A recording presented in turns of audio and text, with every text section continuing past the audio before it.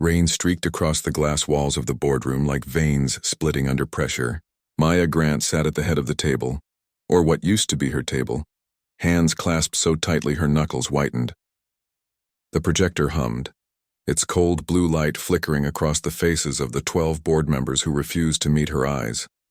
Her company, her life's work, had just been sold in silence. The chairman, Dalton Reeves, cleared his throat, a faint smile tugging at his lips. "Effective immediately," he said. "The board has voted to relieve you of your duties as CEO. You'll receive the standard severance." The words hit like shrapnel. Standard, severance. The room blurred. Maya's voice trembled once, then steadied. "You're firing me because I stood up against your discrimination contracts." Dalton's gaze sharpened. "Let's not make this about race, Maya. It's about leadership and optics." The white papers on the table fluttered under the AC vent. Contracts she had refused to sign, ones that quietly cut minority suppliers and rehired legacy partners. Her reflection in the glass looked ghostly, fading behind 12 pale faces. One director whispered to another. She should have known her place. Something in Maya cracked, not from defeat, but from recognition. She stood, every muscle screaming restraint. "You'll regret this," Dalton's smile widened. "We already own your future." Lightning flashed, splitting the skyline. The security guard stepped forward. Her ID badge was stripped, her name erased from the glass door that still bore it. Outside, the rain fell harder, not washing away the humiliation, only deepening it. Maya looked back once, eyes burning with a promise that no one in that room understood yet. The next storm would bear her name. The elevator ride down from the 43rd floor felt longer than her entire career.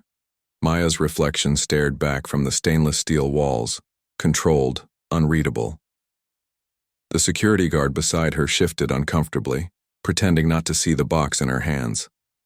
Her nameplate lay on top. Maya Grant, Chief Executive Officer. "Sorry about this, Ms. Grant," the guard mumbled. She didn't answer. Her throat was a locked vault. When the doors opened, the entire floor had fallen silent. Assistants froze mid-call. The air smelled of burnt coffee and tension. A few eyes lifted, then darted away. "Maya," a voice called. "Sandra," her operations head, voice trembling. "They said it wasn't personal." Maya turned slowly. "It never is. Until it is." Sandra looked down. "They made me sign the memo." Maya exhaled through her nose. "You always sign what keeps you safe." The board's legal advisor, flanked by 2 more guards, approached. "Company property stays, laptop, phone, access card." Maya set them down one by one. Each click sounded like a small death. "Ms. Grant," he continued, "your severance agreement—" "I've read it," she cut him off. "It reads like an obituary." He blinked, unsure how to respond. As she passed through the lobby, a cluster of reporters surged forward. "Maya, is it true you were fired for misconduct? Was it racial bias? Are you planning to sue?" Flashes exploded. She raised a hand, shielding her eyes.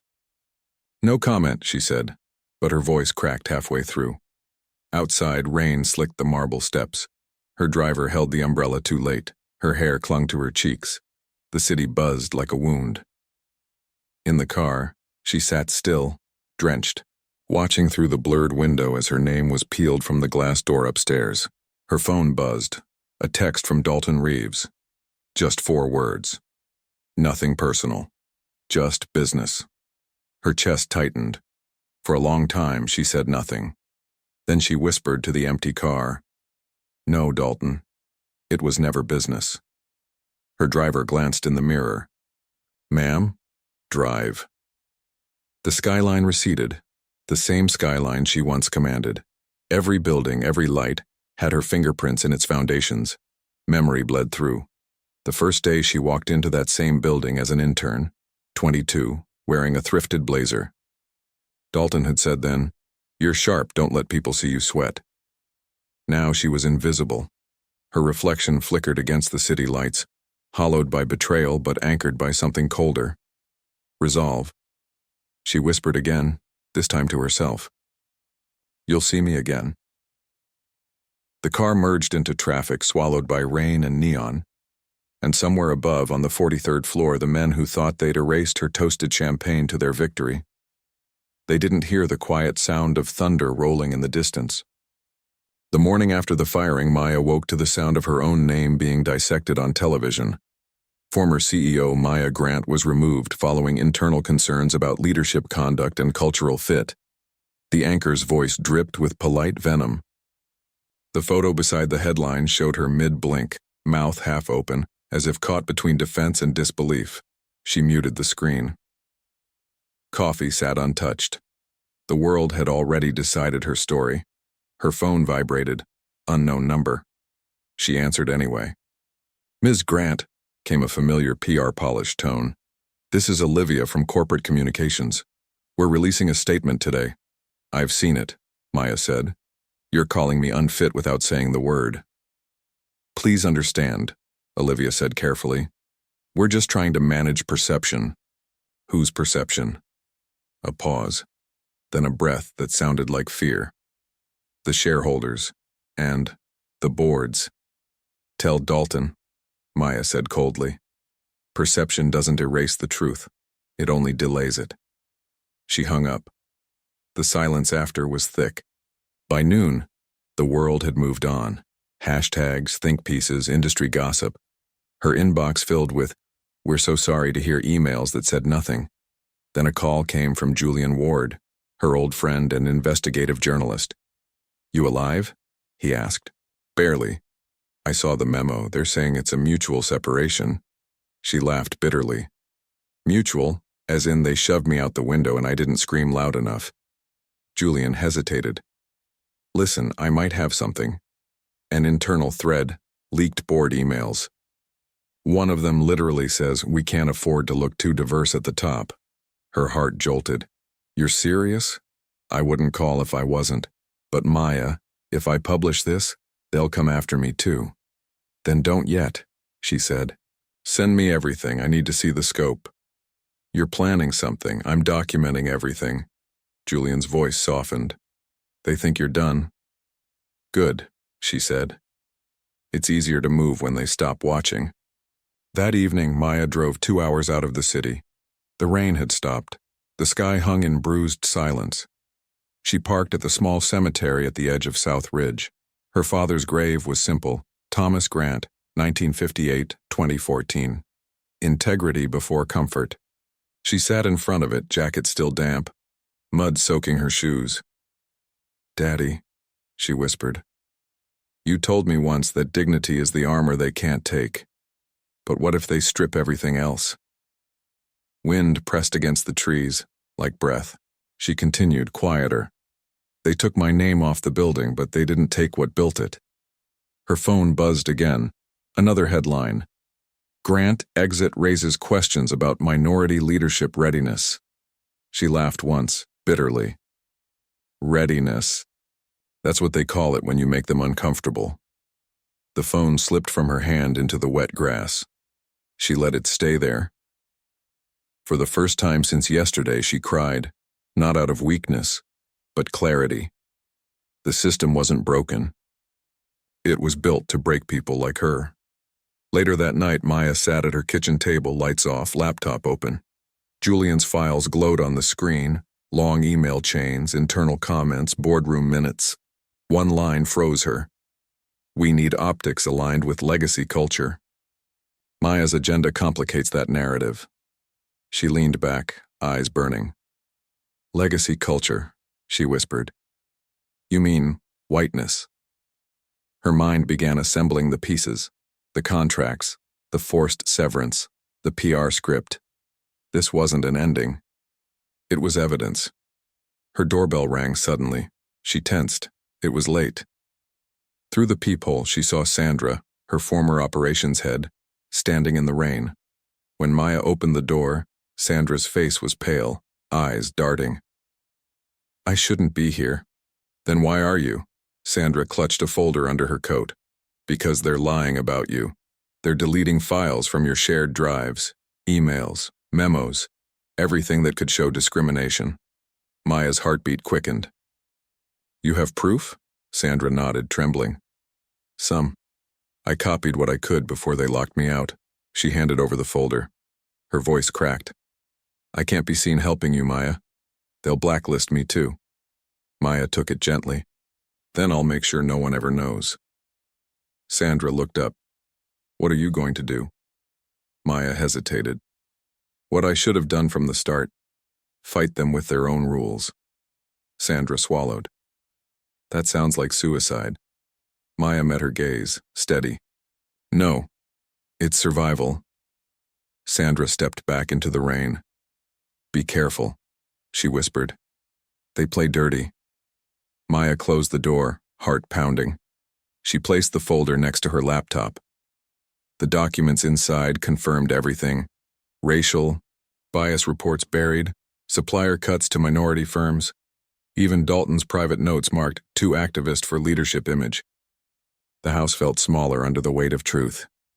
Near midnight, Julian texted, Julian, if you're going to move, do it smart. Paper trail, witnesses, no noise.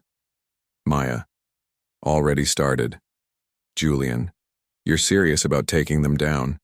Maya, I'm serious about cleaning the rot. She closed her laptop. The hum of the city outside sounded distant, muffled, like the world holding its breath. For the first time since the firing, she didn't feel powerless. She felt precise. Every email, every slur disguised as professional critique, every whisper behind glass walls, she'd turn it into evidence. Tomorrow, the media would call her bitter. Soon, they'd call her dangerous. And when the time came, they'd call her something else entirely. Right. 2 weeks after the firing, Maya sat in a cafe near downtown. Laptop open, eyes fixed on a screen filled with unanswered emails. 27 job applications. Not one reply. She scrolled through the rejections. Position filled. We went with another candidate. We'll keep your resume on file. Lies dressed in corporate politeness. The barista called her name, mispronouncing it, Mia. She didn't bother correcting him. Her phone buzzed. A message from a recruiter she'd known for years. Hey Maya, just a heads up. The word is you're too controversial right now. Maybe lay low a few months. Maya stared at the screen, then typed, controversial for telling the truth? No response. She closed the laptop and exhaled slowly. Around her, the cafe hummed with small talk, investors, interns, people discussing synergy. The same voices that once applauded her trailblazing leadership now avoided saying her name. The sound of her isolation was almost louder than the chatter. That night, she met her former mentor Charles Denton at a private club, one of those oak-paneled places where the air itself smelled of privilege. He greeted her with a firm handshake. Maya, you look strong. I look unemployed, she said flatly. Charles chuckled softly. You always were direct. Not direct enough to keep my job, he gestured for her to sit. You made the board nervous. You forgot how this game works. I didn't forget, she said. I just stopped pretending it was fair. Charles sighed. You're fighting a machine. These men control not just companies, they control access. You're blacklisted. I know. Then you also know you can't win by confronting them head on. You have to adapt, Maya leaned forward. Adapt or bow? He looked at her, tired. You can't burn down a system you still need to breathe in. She held his gaze. Then I'll build my own oxygen. He smiled faintly, sad, maybe admiring. You sound like your father. Then maybe it's time they remember what that means. Charles tapped the table. Careful, Maya, they'll crush you if they feel threatened. She stood. They already tried. Outside, rain slicked the sidewalks again. The city glowed under the wet neon. Her phone buzzed. Julian, check your inbox. You're trending again. She opened the link. A business blog headline flashed across the screen. Ex-CEO Maya Grant. A case study in failed diversity. Below it, a comment from Dalton Reeves himself. We wish Ms. Grant the best. Unfortunately, not every leader aligns with our long-term culture. She could almost hear his smug tone. Her grip tightened on the phone until her knuckles ached. Later, back in her apartment, Julian called. His voice was cautious. They're closing ranks, Maya. You're radioactive. I noticed. Your ex-CFO just told a podcast you were emotionally volatile. She laughed bitterly. They're rewriting me in real time. Exactly, Julian said. They control the narrative. You need a counterpunch, something verifiable, unspinnable. I already have it, she said. Documents, contracts, discrimination reports. Sandra gave me enough to start a fire. Then why haven't you? Because timing is leverage. They think I'm desperate. I'm not. I'm planning. He hesitated. You're planning revenge? I'm planning survival. The kind that leaves evidence, Julian exhaled. Whatever you're doing, don't do it alone.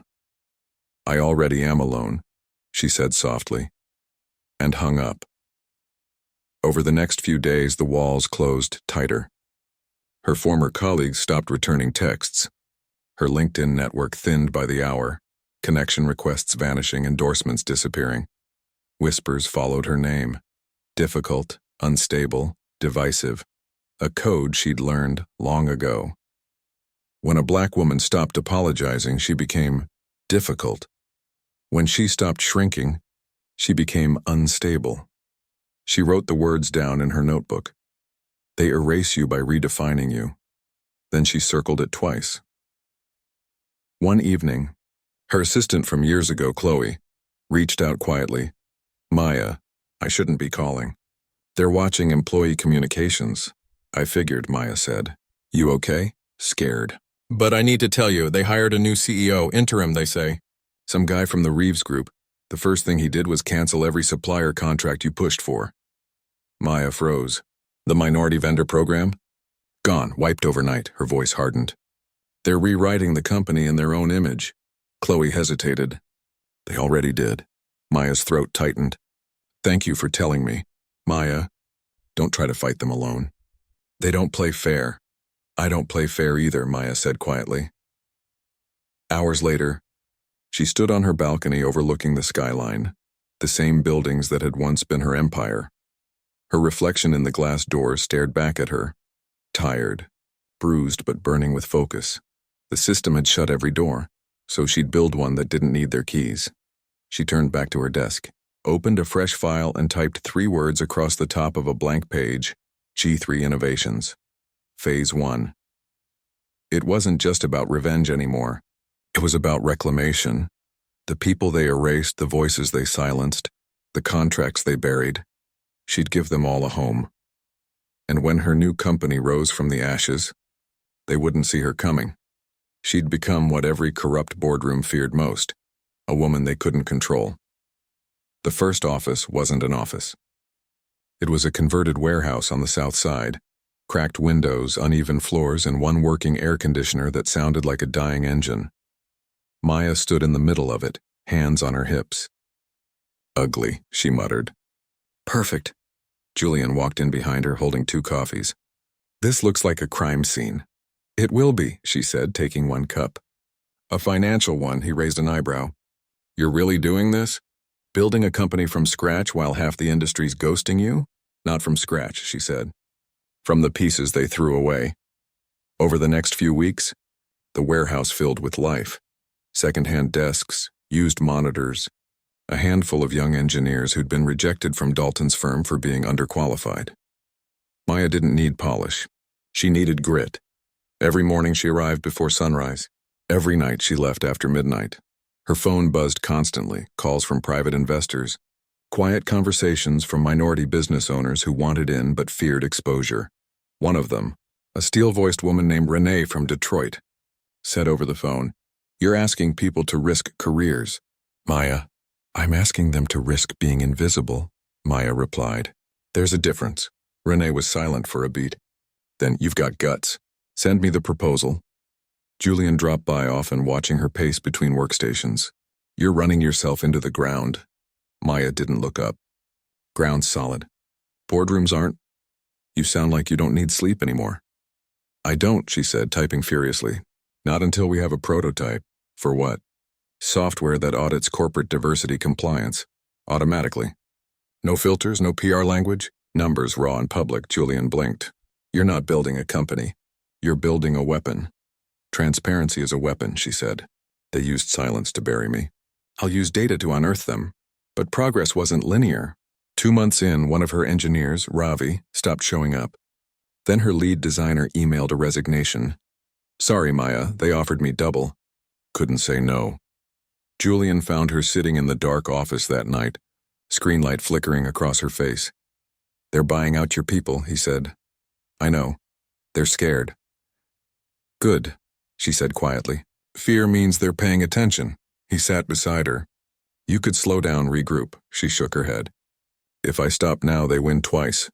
Once when they fired me, again when I give up. Julian hesitated. You're burning bridges you might need later. I'm not crossing theirs again, she said, eyes still on the glowing screen. Weeks blurred. G3 Innovations began taking shape. Investors came quietly. Black entrepreneurs, women founders, small tech collectives.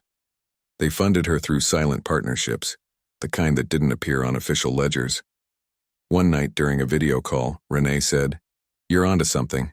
Dalton's company's bleeding contracts. Their PR can't spin numbers. Keep pushing. Maya smiled faintly. I plan to. Then the call glitched. Static, then silence. Moments later, an email notification popped up on her laptop. Unauthorized access attempt detected. She froze. Someone was watching. Julian arrived minutes later. You look like you've seen a ghost. She turned the screen toward him. They tried to breach our server. He whistled low. You think it's them? I don't think, she said. I know. Julian leaned closer. What are you going to do? Her voice was steady. Encrypt everything and move the servers offline. If they want to find me, they'll have to walk through the front door. A few days later, one of her engineers, Tasha, approached her nervously. Maya, we've been getting strange calls. People asking questions about our funding. Maya stopped typing. What kind of questions? Like, who's behind you? Who owns the patents? Stuff they shouldn't know exists. Maya exhaled slowly. Don't answer ever. If anyone asks again, say we're still in prototype phase. Tasha nodded but didn't move. Are we safe? Maya met her eyes. No, but we're necessary. That night, as the team left, Maya stayed behind, watching the lights of the city skyline flicker in the distance. Somewhere inside that maze of glass and greed sat Dalton Reeves, smug, untouchable, still celebrating her exile. She whispered to the empty room, Enjoy it while you can. Then she opened a confidential folder titled Project Reclaim inside, Acquisition Lists. Small subsidiaries tied to Dalton's conglomerate, neglected, underfunded, but valuable. One by one, she was buying them quietly through third-party investors, not to destroy his company. To own it. Weeks later, she met Renee and two silent partners in a dimly lit restaurant. The deal papers lay between them. Renee said, You realize this makes you a ghost shareholder in half his network? That's the point, Maya replied. One of the men across the table, a tech investor named Malik, frowned.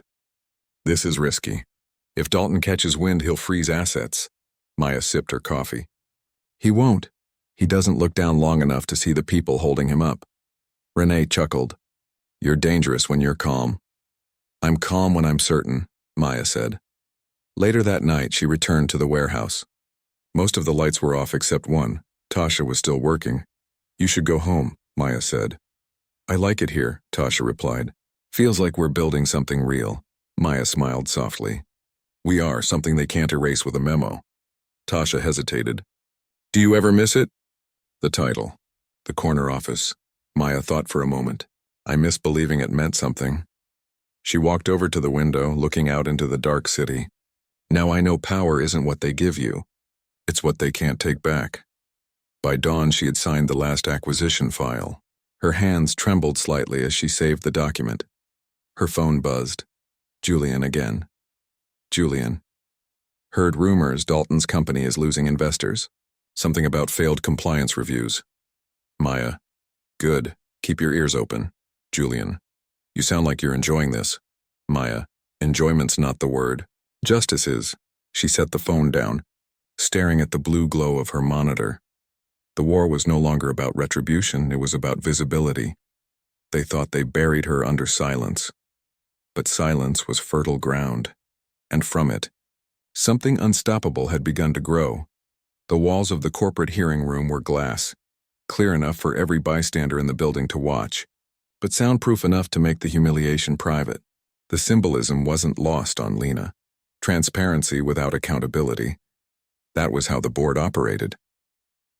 She sat at the long table, flanked by her lawyer, Angela Miles, a sharp black attorney known for dismantling corporate facades with surgical calm.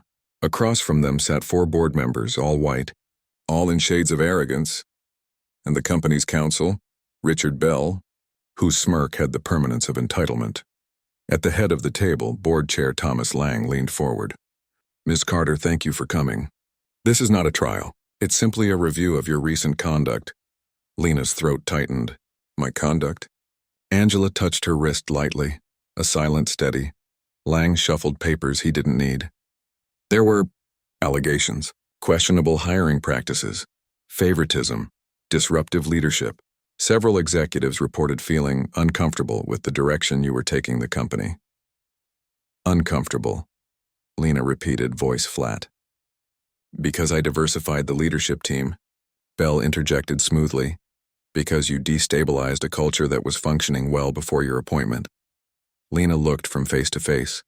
"A culture where I was the only black executive in a 20-year history?" No answer.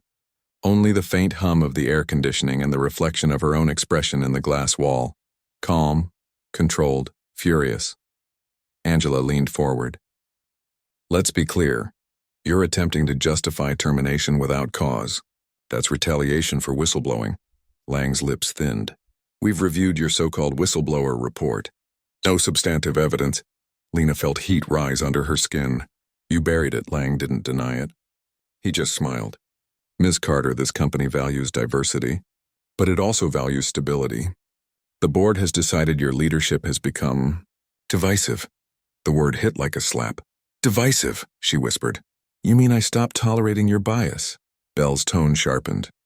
"Careful, Ms. Carter, that's a serious accusation." Angela slid a folder across the table. "So are these," she said. "Emails, timestamps, payroll records. You'll see the discrepancies. Bonuses cut, promotions blocked, racial comments logged in HR and ignored. We've already forwarded this to the Department of Labor and the EEOC." Lang's composure cracked for the briefest second. "You're overreaching." Angela didn't blink. "You underestimated her." A silence stretched. The tension in the room thickened, invisible but heavy. Lena could hear her pulse in her ears. For once, the glass walls felt like armor instead of exposure. Lang recovered his tone. "Even if there were procedural errors, Ms. Carter, you're still being relieved of duty effective immediately." Angela frowned. "You realize that's illegal retaliation?"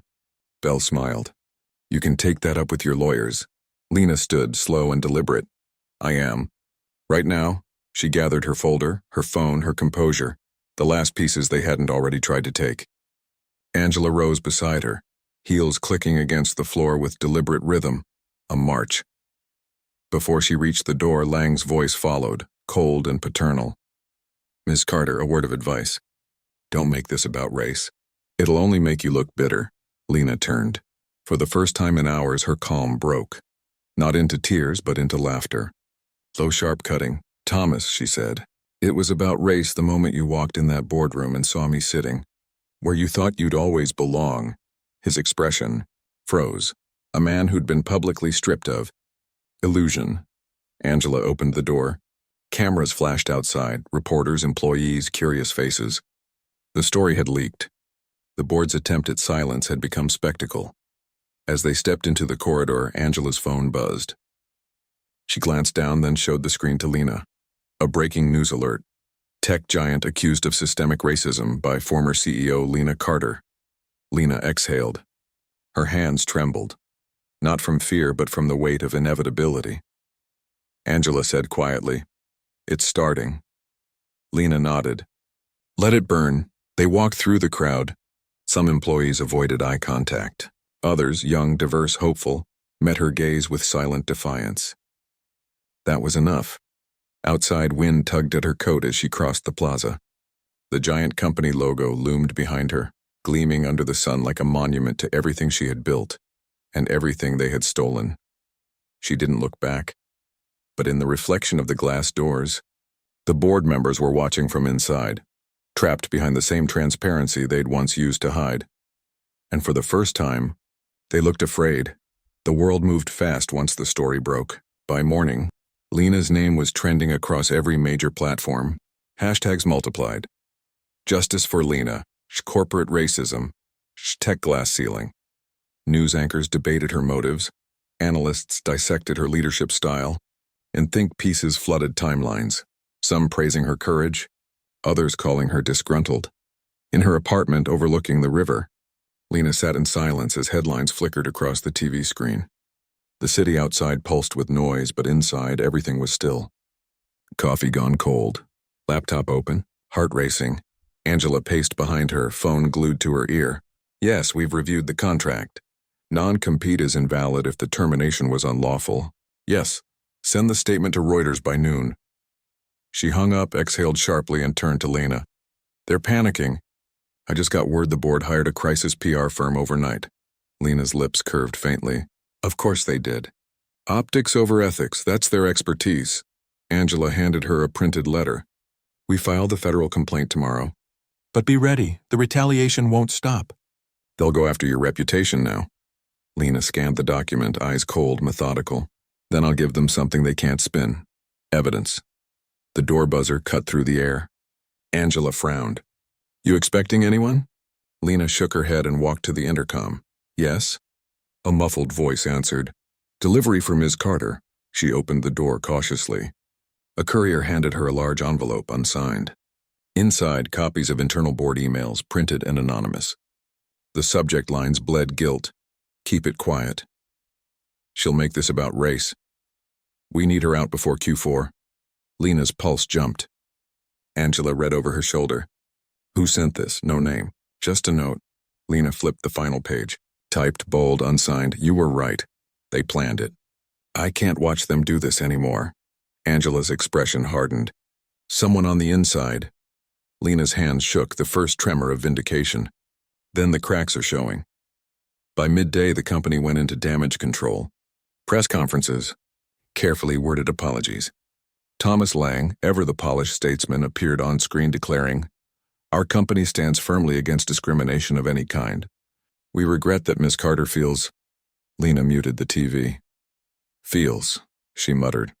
As if it's a feeling, not a fact. Angela looked up from her phone. You've got 3 major law firms offering to join the case. One wants to build a class action if other employees come forward. Lena's voice was quiet but steady. They will. They always wanted to. Someone just had to break the wall first. That evening, Lena met with a journalist from The Atlantic at a small cafe.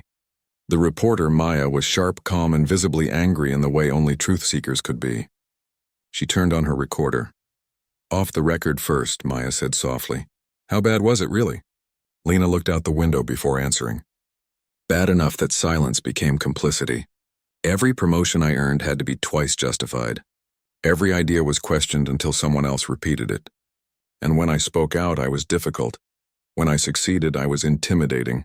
When I refused to fail, I was divisive. Maya leaned in. And the board? They didn't just fire me, Lena said. They erased me. My name from the leadership page, my picture from the company wall within hours. Like I'd never existed. Maya's jaw tightened. They won't get to write the ending. Lena's eyes narrowed, resolve solidifying. No, I will. 2 days later, the scandal deepened. Leaked emails, some from the mysterious envelope, others from anonymous staff, hit major outlets. The content was damning. Coded jokes, hiring bias, a strategy memo about brand optics under minority leadership. The company's stock dropped 12% overnight. Lang's polished mask began to crack under public scrutiny. Reporters camped outside his mansion. Shareholders demanded an emergency meeting. Inside the chaos, Lena stayed still, watching, waiting, not gloating, just witnessing. Angela called her that night. You've got leverage now. They'll offer a settlement. Lena hesitated. And if I take it, they bury the truth. Yes, Angela said. But if you don't, they'll drag you through the mud for months. Lena stared at her reflection in the window, eyes tired but burning. Then let them. I didn't come this far to be quiet again. The next morning, another twist. A live broadcast. Thomas Lang appeared at a press podium, face pale under studio lights. In light of recent allegations, I am stepping down as board chair effective immediately. We take these matters seriously and are committed to rebuilding trust. Lena watched in silence. The man who'd told her not to make it about race now forced to speak the words, racial discrimination on live television. The irony was sharp, satisfying, and sad. Angela texted seconds later, "He's gone. The others will follow." "You did it," Lena typed back, "not yet." That afternoon her phone rang again. "Unknown number." She answered, "Ms. Carter?" A man's voice, low, cautious. "You don't know me, but I was in finance under Lang. I saw what they did. I have proof. Financial misconduct tied to those contracts you questioned." Lena's pulse steadied. "Send it. It's risky. They'll trace me." She hesitated. "Then meet me. Off record, tonight." They met in an empty parking lot behind an old bookstore. The man was nervous, eyes darting. He handed her a flash drive. "Everything's here. Transfers, bonuses, offshore accounts." They framed it as project funding. "It's corruption, and they used your audit as a threat to shut you up." Lena clenched the drive in her hand. "You just exposed the whole machine." He nodded. "Just be careful. They still have power." As he left, Lena looked at the flash drive gleaming under the streetlight. Small, unassuming, but heavier than any weapon. Back home, she plugged it into her laptop. Files opened. Spreadsheets, names, amounts, and emails, Lang's signature on fraudulent authorizations. For a long moment, she said nothing.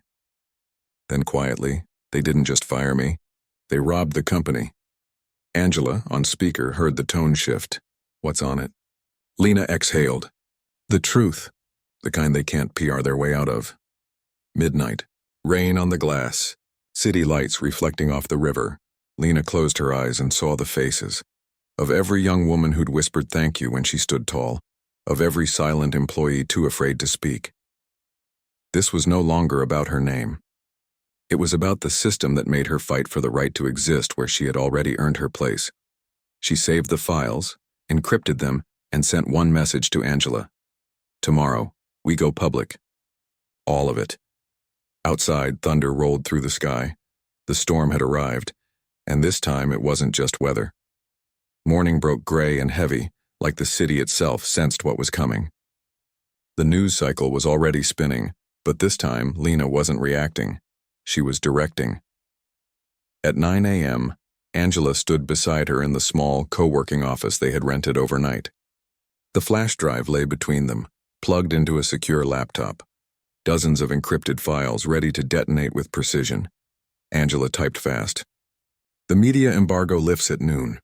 Once this goes out, there's no undoing it." Lena's voice was calm, steady. "That's the point." She stared at the documents one last time, emails showing bribes, falsified audits, shell companies signed off by Lang himself. Corporate racism was one sin. This was the rot beneath it all. "Upload it," she said. Angela hit send. The files transferred to journalists, regulators, and watchdogs in a matter of seconds. Within minutes, the first alert hit her phone. Breaking. Whistleblower documents reveal fraud and discrimination at tech giant. Board faces. Federal inquiry. Lena leaned back in her chair, exhaling slowly. The sound was neither relief nor triumph, just release. Angela's phone buzzed nonstop. Calls from CNN, BBC, Reuters. They all want interviews. Some shareholders are lawyering up. This thing's exploding. Lena stood staring out the window at the skyline that once symbolized her ambition. Good. Let them feel what accountability sounds like. By midday, chaos ruled the company's headquarters. Employees flooded out of the building as reporters stormed the lobby. Live news drones hovered outside. The same glass walls that once hid corruption now reflected panic. Thomas Lang was cornered by cameras on the marble steps. His perfect composure fractured under the noise. "Mr. Lang, did you falsify company audits? Is it true you conspired to remove the only black CEO in the company's history? Are you resigning under pressure from federal investigators?" Lang raised a trembling hand. No comment. The phrase echoed hollow through the microphones, 3 syllables of a collapsing empire. Inside her office, once stripped of her nameplate, Lena watched the footage live. Her phone vibrated again. Lang under federal investigation. 2 other board members resign. Stock suspended from trading. Angela smirked. That's the sound of an empire cracking. Lena didn't smile. It's also the sound of people losing jobs who had nothing to do with it. Angela paused, studying her. You can't save the innocent from a system that was built to protect the guilty. You exposed it. That's enough. Lena turned away, eyes burning. It doesn't feel like enough. That evening, an emergency shareholders meeting was live-streamed nationwide. Lang's seat sat empty. The interim chair, a nervous middle-aged man named Holt, cleared his throat as cameras rolled. In light of recent revelations, the board has voted to dissolve executive control pending legal review. Effective immediately, all implicated parties are suspended. We intend to rebuild this company from the ground up, with transparency and diversity as our foundation. In the same broadcast, Holt turned to a final note. We are reaching out to Ms. Lena Carter, whose leadership and integrity remain undeniable. We hope she will assist us in restructuring efforts. Angela's eyebrows shot up. They want you back. Lena's silence was long, heavy. Not because they believe in me. Because they need me to clean up their mess. Angela nodded. Then make them pay for the privilege. The next morning, Lena arrived at the building she once ruled and then was exiled from. The plaza buzzed with reporters, employees, and cameras. As she stepped through the revolving doors, the noise softened just like before. But this time, the silence carried weight. People stopped, watched. Some clapped quietly. Others just nodded. An acknowledgement, a kind of apology. She entered the elevator, the same one she'd been escorted out of weeks earlier. Same scent of metal and glass, same faint hum. But now it ascended instead of descended. When the doors opened, the new acting board waited in the conference room. Holt stood first. Ms. Carter, thank you for coming. We owe you an apology. Lena folded her hands on the table. You owe a lot of people more than that. He nodded. We're prepared to offer you full authority to lead the restructuring, with independent oversight. You'll have control of executive policy, hiring, diversity initiatives, and transparency reforms. She stared at him unblinking. You're not offering redemption. You're asking for survival. He didn't deny it. Yes, we need you. For a moment, Lena said nothing. Then she spoke quietly. You didn't believe in me when I was leading you. Don't pretend this is belief now. It's fear, and maybe that's finally enough. Holt's voice softened. Will you do it? Lena's answer was measured, almost cold. On one condition. I own it. Angela, seated beside her, looked surprised. But Lena didn't waver. I want full acquisition rights for controlling interest. You want me to rebuild? Then I rebuild it as mine. The room fell silent. Holt exhaled, defeated. We'll bring it to a vote. Lena leaned back. You'll pass it, because the alternative is extinction. That night, the headlines shifted again. Disgraced board agrees to sell majority stake to former CEO. From fired to founder, Lena Carter to lead company revival. The internet called it poetic justice. Employees called it revolution, but alone in her apartment, Lena didn't celebrate. She sat in the dark, city lights flickering on the river, and whispered to herself, I didn't win. I just survived. Her reflection stared back, older, sharper, harder. Power had returned, but innocence had not. Angela's message came through a minute later. Tomorrow, you sign the ownership documents. You did it, Lena typed back slowly. No. We did what they said we couldn't. Outside, thunder cracked again. The second storm in a week. But this time, Lena didn't flinch. She watched the lightning flash across the skyline she now owned. And for the first time in years, the city didn't feel like a cage. It felt like a mirror. The signing ceremony was quiet, deliberately private, away from cameras and headlines. The ink was black, the contract heavy, and the silence absolute. When Lena's pen lifted from the final page, everything changed. The company that had once humiliated her now belonged to her. A legal transfer of power. One signature undoing months of deceit, decades of exclusion. Angela closed the folder carefully. It's official. You're the majority owner. Lena's voice was low, almost hollow. I should feel something. Angela met her eyes. You will. Once the noise settles. But the noise never stopped. Outside, media vans crowded the street. Reporters shouted questions through glass. Investors demanded statements. Former employees begged for jobs. Everyone wanted a piece of the story. The redemption, the scandal, the face of poetic justice. Lena ignored them all. She had work to do. Her first act as owner was symbolic but precise. The portraits lining the executive hallway, all white men in tailored suits, were removed. In their place, Lena ordered a new wall. The Future Board, featuring diverse leaders, innovators, and community figures. Not a token display, an ethos. When the new staff gathered for the first town hall, Lena stepped onto the stage. Her image filled the projection screens behind her. The applause was hesitant at first, then thunderous. She waited until the noise died. 6 months ago, she began, I walked out of this building in silence. Not because I was guilty, but because truth was still unwelcome here. Today that changes. Murmurs rippled across the crowd. She continued, voice steady but sharp. This company once believed success had a single color. It was wrong. From this day forward, merit will not be filtered through comfort nor leadership defined by familiarity.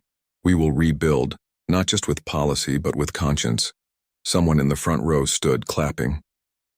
Others followed. Within seconds, the room erupted in sound. Cheers, tears, release.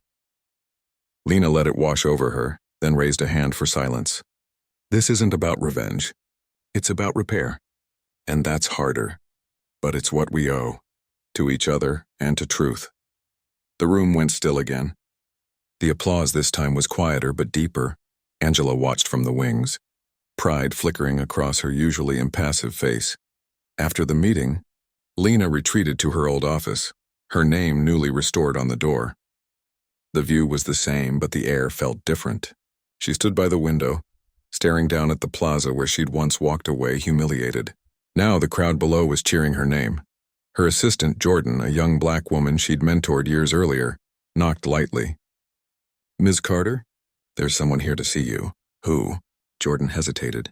Thomas Lang. Silence. Lena turned slowly. Send him in. Lang entered, older somehow, his confidence drained, his posture deflated. His suit looked expensive but misplaced, as if borrowed from the man he used to be. Lena, he began softly, I came to apologize. She regarded him without emotion. You came to protect what's left of your legacy. He swallowed hard. Maybe both. I was wrong. I let fear guide me, fear of losing control, of becoming irrelevant. You were right about everything. Lena studied him. You destroyed my career. Tried to erase my name. Why come now? Because, he said quietly, I don't want to be remembered for that. I thought power meant never being questioned. You taught me otherwise. She stepped closer, eyes cold but calm. Power means accountability, Thomas. Something you never learned until it was too late. He nodded. I deserve that. For once, she said. We agree. He started toward the door, then stopped. You won, Lena. Congratulations. She didn't smile. No one wins in a system built on loss. I just stopped losing. Lang left without another word. That evening, Lena sat alone in the boardroom. The city lights flickered against the glass. In the silence, the weight of everything pressed against her. The victory, the grief, the exhaustion. Angela entered quietly, 2 cups of coffee in hand. You look like someone who just ended a war. I did, Lena said. And no one really wins those. Angela sat across from her. You built something bigger than revenge, Lena. You turned the weapon they used against you into a door for everyone else. Lena took the coffee, staring into the steam. And I'm still angry that it had to be this way. Angela's tone softened. That's what keeps people like you honest. Outside, a light rain began to fall. The sound was gentle, rhythmic, cleansing. Lena leaned back, closing her eyes. She thought of the night she was fired. The glass walls, the cold stares, the silence. And then she thought of this moment. The same glass now reflecting her name etched in gold on the building's facade. It didn't feel like triumph. It felt like truth, she whispered, almost to herself. They'll never understand the cost. Angela looked out the window. They don't have to, you do. That's enough. Lena nodded slowly. From the street below, a chant began, small at first, then louder. Carter, Carter! Carter! The sound reached her office, muffled but insistent. She didn't stand, didn't wave. She just listened, letting it sink into the silence she'd earned. Outside, thunder rumbled in the distance again. Less violent now, more like closure. The storm had finally passed. The building was quiet again. Months had passed since the storm. The company was alive, leaner, restructured, rebuilt under Lena's vision. New hires filled the halls. Glass doors now led to spaces where voices once silenced could finally speak freely. But beneath the polished calm, a residue remained. Victory had left scars. Lena arrived early every morning before the noise. She walked through the lobby, her heels echoing across marble that used to intimidate her. Now it only reminded her of the cost of standing tall too long. The receptionist smiled nervously. "Morning, Ms. Carter." "Morning," Lena said softly. She smiled back, but it didn't reach her eyes. Her assistant Jordan followed her upstairs with a stack of reports. Media requests, 3 podcasts, and a keynote invitation from Harvard. Decline all. All of them? Jordan asked. Yes. Lena closed her office door behind her. The skyline stretched before her like a kingdom she no longer wanted to rule. She sat at her desk staring at the city she'd reclaimed, wondering what freedom meant when it came wrapped in exhaustion. By mid-morning, Angela entered with a familiar firmness. "You've been dodging interviews again." Lena didn't look up. "I've said enough. The story's public. Let the system answer for itself now." Angela set her tablet down. "You became the story, Lena. That's the difference." "People need to hear how it ends," Lena's voice dropped. "It doesn't end. It just stops being televised." Angela studied her for a moment, then sat across from her. "What's really bothering you?" Lena hesitated. "Everyone keeps calling it justice, but it feels like survival dressed up as a headline." Angela nodded slowly. "That's what justice usually is for us." Silence settled. The city hum outside felt distant, unreal. "You lost friends," Angela continued. "You lost peace. But you didn't lose yourself." "That's rarer than victory." Lena gave a faint smile. "Then why does it still feel hollow?" Angela's tone softened. "Because the world still looks the same when you win. It just knows your name now." Later that day, Lena met with the new leadership team. The room was filled with diverse faces, people who believed in what she was rebuilding. Yet the weight of expectation was visible in their eyes. "Before we start," Lena said, standing at the head of the table, "I want you all to remember something. This company isn't a monument to my success.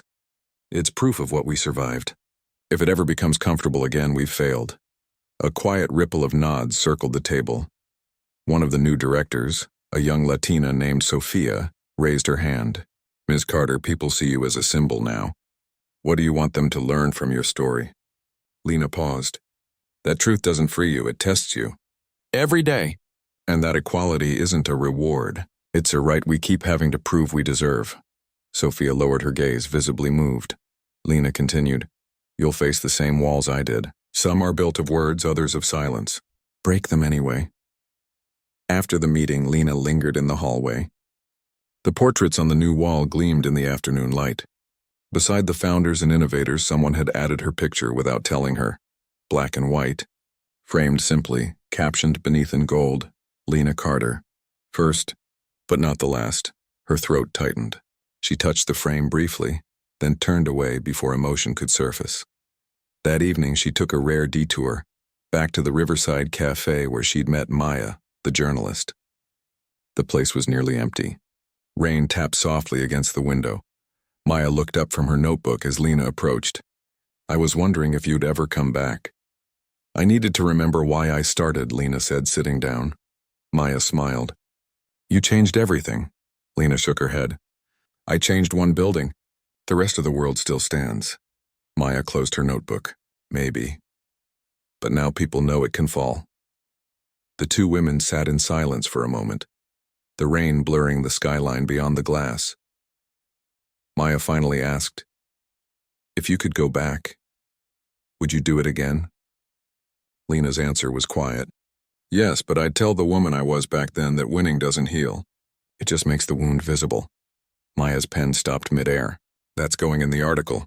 Lena almost smiled. "Make sure they understand it's not bitterness. It's truth." When Lena returned home that night, the city was asleep. She dropped her bag on the counter, poured herself tea, and stood by the window. Below, the light shimmered across the water like memory, unreachable, endless. Her phone buzzed. A message from Jordan. "Staff meeting tomorrow at 9, new mentorship program ready for launch. Also, congratulations, Ms. Carter. You really did it." Lena stared at the screen for a long time. Then she typed back, "We did it. Now let's make sure no one has to again." She set the phone down and looked out at the skyline one more time. The tower bearing her name glowed faintly in the distance.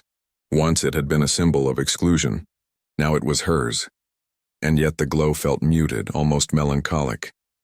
She whispered into the dark, "I won't let them forget what it cost." The rain picked up, blurring the reflection of her face in the window. In that soft distortion, she saw not just the CEO, not the owner, but the woman who'd stood in a glass room and refused to bow. She closed her eyes. For the first time in months, sleep didn't feel like surrender. It felt like peace.